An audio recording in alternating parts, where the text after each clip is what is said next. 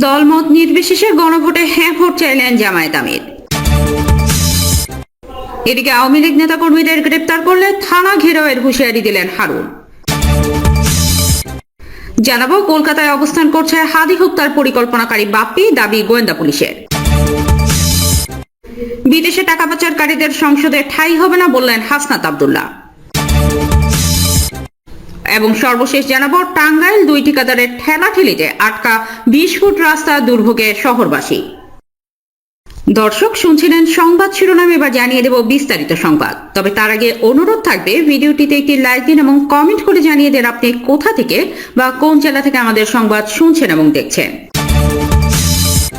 দলমত নির্বিশেষে গণভোটে হ্যাঁ ভোট চাইলেন জামায়াত আমির। হ্যাঁ ভোট মানে ভবিষ্যৎ প্রজন্মের জন্য নিরাপদ, মর্যাদাপূর্ণ বাংলাদেশ নিশ্চিত করা বলে মন্তব্য করেছেন বাংলাদেশ জামায়াতে ইসলামীর আমির ডাক্তার শফিকুর রহমান। দলমত নির্বিশেষে দেশ ও জাতির বৃহত্তর স্বার্থে সবাইকে গণভোটে হ্যাঁ ভোট প্রদানের আহ্বান জানিয়েছেন তিনি। দেশবাসীর প্রতি দৃষ্টি আকর্ষণ করে তিনি বলেন, আজ আমরা ইতিহাসের এক গুরুত্বপূর্ণ সন্ধিক্ষণে দাঁড়িয়ে আছি।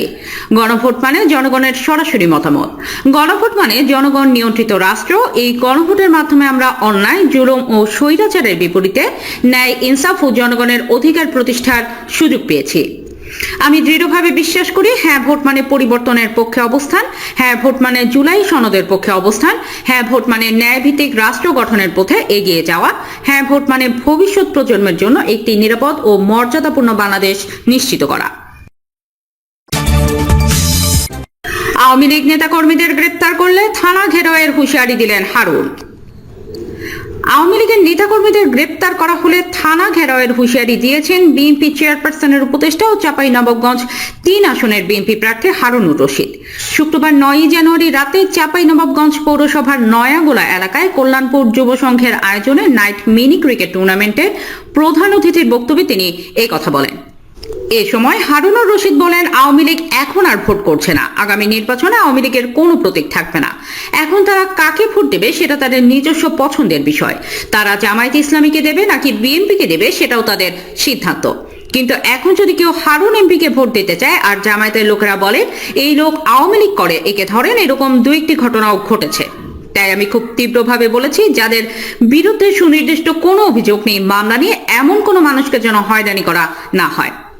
যদি হয়রানি করা হয় তাহলে আমি জনসাধারণকে সঙ্গে নিয়ে থানা ঘেরাও করব, এটা আমি পরিষ্কারভাবে বলে দিচ্ছি। তিনি আরো বলেন, এই শহরে কিংবা এই দেশে আওয়ামী লীগের লোকজন বসবাস করছে, সবাইকে অপরাধ করেছে। আওয়ামী লীগের সময় আমরা বাড়িতে বসেছিলাম, তবু আমাদের নামে মামলা হয়েছে। তাই এখন যারা নিরপরাধ, কোনো অপরাধের সঙ্গে জড়িত নয়, তাদের যদি মিথ্যা মামলায় ধরে নিয়ে যাওয়া হয় তাহলে পার্থক্যটা কোথায়? বিএনপির এই নেতা আরো বলেন, আপনারা যদি আমাকে নির্বাচিত করেন তাহলে আমি সব প্রশাসনকে জবাবদিহিতার আওতায় নিয়ে আসব। আমার শক্তি হবে জনগণ। এখানে কোনো অন্যায় চলবে না, চাঁদাবাজি চলবে না। পরিষ্কার কথা, নিরাপদ মানুষকে হয়রানি করা যাবে না। সুতরাং এখানে আমি বিএনপি করে বলে জমি দখল করব, হারুন এমপির কাছে লোক বলে যা ইচ্ছা তাই করব, এটা হবে না।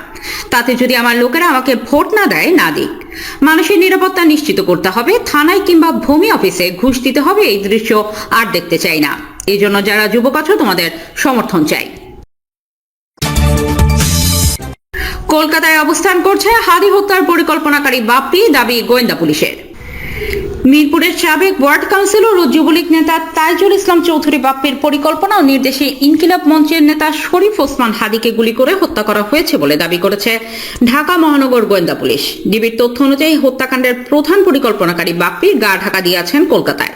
যদিও হাদি হত্যার সঙ্গে যুক্ত অন্যান্য আসামিরা ভারতে অবস্থান করছে এমন কোনো তথ্য ভারতীয় পক্ষ স্বীকার করেনি। অনুসন্ধানে দেখা যায়, কলকাতার রাজারহাট ওয়েস্ট বেড়াবেড়ে মেঠোপাড়া এলাকার ঝনঝন গলি নামের একটি পাড়ায় 4তলা বিল্ডিং এর প্রথম তলার একটি ফ্ল্যাটে বাপ্পি আত্মগোপনে আছেন। তার সঙ্গে আরো 4 থেকে 5 জন আওয়ামী লীগ নেতাকর্মী রয়েছেন, যাদের প্রত্যেকের বিরুদ্ধে একাধিক মামলা রয়েছে। স্থানীয়ভাবে জানা যায়, তারা বাংলাদেশের পুলিশ কর্মকর্তার পরিচয় ব্যবহার করছেন এবং প্রায় 1 বছর ধরে ওই ঠিকানায় অবস্থান করছেন। ফ্ল্যাটে থাকা যুবলীগ নেতা মফিকুর রহমান উজ্জ্বল ও সাজিবুল ইসলাম সাংবাদিকদের জানিয়েছেন, এই মুহূর্তে বাপ্পি ফ্ল্যাটে নেই। ডিবি সূত্র জানিয়েছে, হত্যার শুটার ফয়সাল করিম ও সহযোগী আলমগীর হোসেনও ভারতে পালিয়ে আছেন। অন্যদিকে আওয়ামী লীগের বিশ্বস্ত সূত্র বলছে বাপ্পি ইতিমধ্যেই ভারতের পুলিশের হাতে আটক হয়েছেন, তবে স্থানীয় নারায়ণপুর থানার পুলিশ তা অস্বীকার করেছে। বিধাননগর পুলিশ কমিশনারের অফিসও জানিয়েছে হাদি হত্যার আসামিরা কলকাতায় লুকিয়ে আছেন এমন তথ্য তাদের কাছে নেই। এ বিষয়ে ভারতের পররাষ্ট্র ও স্বরাষ্ট্র মন্ত্রণালয়ের অধীন থাকার কারণে পুলিশ কর্মকর্তারা সংবাদ মাধ্যমের সামনে মন্তব্য করতে রাজি হননি। বিদেশে টাকা পাচারকারীদের সংসদে ঠাঁই হবে না বললেন হাসনাত আব্দুল্লাহ। জনগণের অর্থ পাচারকারী ও ব্যাংক লুটেরাদের দিন শেষ হয়ে আসছে বলে মন্তব্য করেছেন জাতীয় নাগরিক পার্টি এনসিপির দক্ষিণাঞ্চলের মুখ্য সংগঠক ও কুমিল্লা ৪ দেবিদ্বার আসনে জামায়াত এনসিপি জোটের প্রার্থী হাসনাত আব্দুল্লাহ। তিনি বলেছেন, যারা মানুষের হাজার হাজার কোটি টাকা বিদেশে পাচার করে বিলাসী জীবনযাপন করছে, সেই ঋণ খেলাপিদের বাংলাদেশের সংসদে আর জায়গা দেওয়া হবে না। আগামী দিনের সংসদ পরিচালিত হবে কেবল ন্যায় ও ইনসাফের ভিত্তিতে। নিজের গ্রামবাসীর উদ্দেশ্যে হাসনাত আব্দুল্লাহ জানান, তার কাছে কোনো অবৈধ বিত্ত, বৈভব বা প্রলোভন নেই। প্রয়াত ওসমান হাদির সততা আদর্শকে ধারণ করেই তিনি জনগণের সেবায় নিজেকে উৎসর্গ করতে চান। জনগণের প্রতি দায়বদ্ধতা এবং ন্যায়নিষ্ঠাই তার রাজনীতির মূল চালিকা শক্তি। দেশের বর্তমান রাজনৈতিক পরিস্থিতির কথা উল্লেখ করে হাসনাত আব্দুল্লাহ বলেন, বর্তমানে বাংলাদেশে দুটি পক্ষ তৈরি হয়েছে। এর মধ্যে একটি পক্ষ ইনসাফ ও সাধারণ মানুষের শ্রম ঘামে গড়া দেশের স্বার্থ রক্ষায় লড়ছে, আর অন্য পক্ষটি জুলুম, দুর্নীতি ও ভারতীয় আগ্রাসনের পক্ষে অবস্থান নিয়েছে।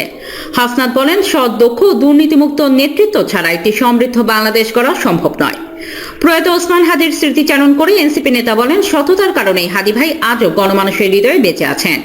তার হত্যার বিচার করা একটি জাতীয় ওসিয়ত এবং এই বাংলার মাটিতেই সেই বিচার নিশ্চিত করা হবে। যারা চাঁদাবাজ ও দুর্নীতির হোতা, তাদের বিরুদ্ধে ঐক্যবদ্ধ হতে হবে।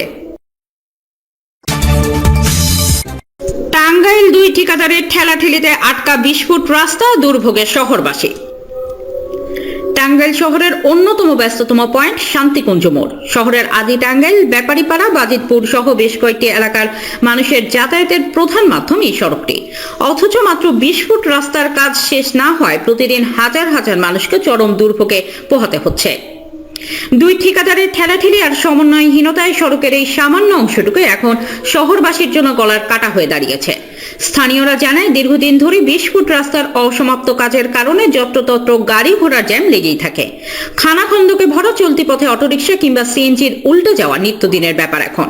এছাড়া এই সড়কে দেলদুয়ার, পাকুটিয়া হয়ে মানিকগঞ্জ কিংবা মির্জাপুরের পাকুল্লা হয়ে ঢাকা যাওয়ার রাস্তা। খোঁজ নিয়ে জানা যায়, দীর্ঘদিনের চাহিদার পর 2020 সালে শান্তিকুঞ্জ মোড় হয়ে দেলদুয়ার রোডটি ঢালাইয়ের শক্ত রাস্তা তৈরি হয়।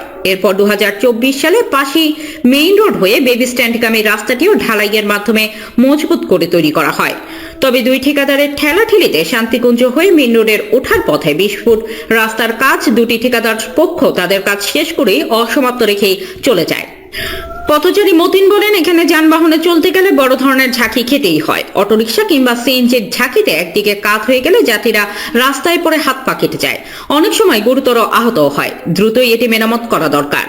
অটোরিকশা শরীফুল, শামীম ও দীপক বলেন, আমরা সারাক্ষণ এখানে থাকি, সবসময় আমাদের এই পথে চলাচল করা খুবই কষ্ট। এছাড়া রাস্তার পাশে ঢাকনাবিহীন গভীর ট্রেন তো আছে, সেখানেই পড়ে যাওয়ার ভয় আছে। প্রিয় দর্শক, এই ছিল এখনকার সর্বশেষ সংবাদ। প্রতি মুহূর্তের আপডেট সব সংবাদ জানতে আমাদের চ্যানেলটি সাবস্ক্রাইব করে সাথেই থাকুন। পরবর্তী সংবাদ দেখার আমন্ত্রণ জানিয়ে এখানেই বিদায় নিচ্ছি। আল্লাহ হাফেজ।